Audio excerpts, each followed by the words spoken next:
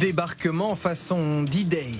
Sur ces images diffusées par l'armée chinoise, une répétition grandeur nature d'une invasion de Taïwan par Pékin. Une simulation militaire, illustration de la guerre psychologique que livre la Chine à l'île voisine de 23 millions d'habitants, qui craint une invasion d'ici 3 ou 4 ans. Pour ce qui est d'envahir Taïwan, la Chine possède déjà les capacités de le faire. Nous devons réfléchir aux conséquences. Entre Taïwan et la Chine, la pression s'accentue, d'autant que les démonstrations de force de Pékin se succèdent. Depuis le début de l'année, 600 avions chinois ont été détectés dans la zone de défense aérienne de Taïwan, alors que Xi Jinping considère toujours cette île comme une province rebelle, appelée à retourner dans le giron de Pékin.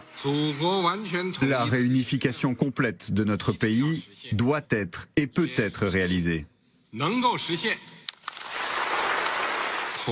L'unification est l'espoir de tout le peuple chinois. Si la Chine peut être unie, tous les Chinois auront une vie heureuse. Si la Chine ne peut pas s'unir, tout le monde en souffrira. Un discours prononcé la veille de la fête nationale taïwanaise. Parade militaire dans la capitale. Et malgré les différences de moyens et l'asymétrie d'un éventuel conflit, Taipei tient tête aux grands voisins chinois. Nous n'agirons pas de manière irréfléchie, mais il faut être clair. Le peuple taïwanais ne cédera pas à la pression.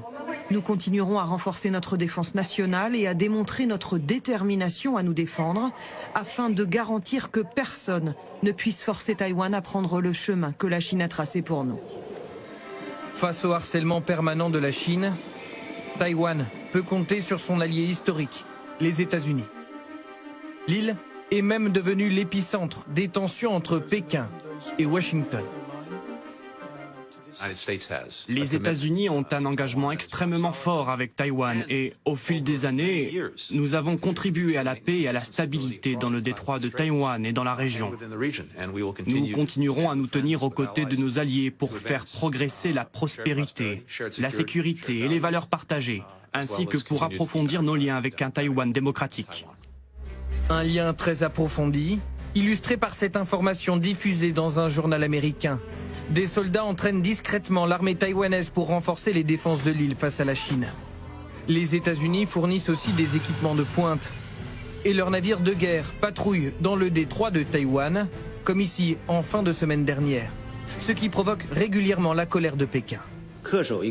Ils doivent arrêter les ventes d'armes à Taïwan et toutes les communications militaires entre Taïwan et les États-Unis pour éviter d'endommager davantage les relations sino-américaines, ainsi que la paix et la stabilité du détroit de Taïwan.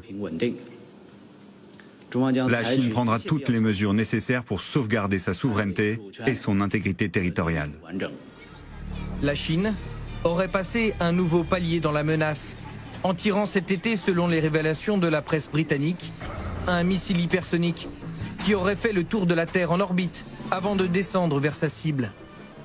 Une information démentie par Pékin et qui embarrasse Washington.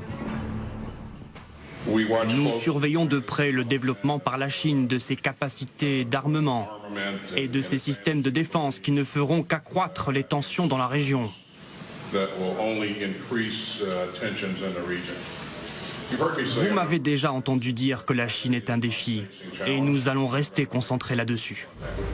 Les États-Unis, pris par surprise avec le bond en avant de la technologie militaire chinoise. Car Washington ne maîtrise pas encore ce type de missile difficile à détecter et à intercepter, et s'inquiète de son retard.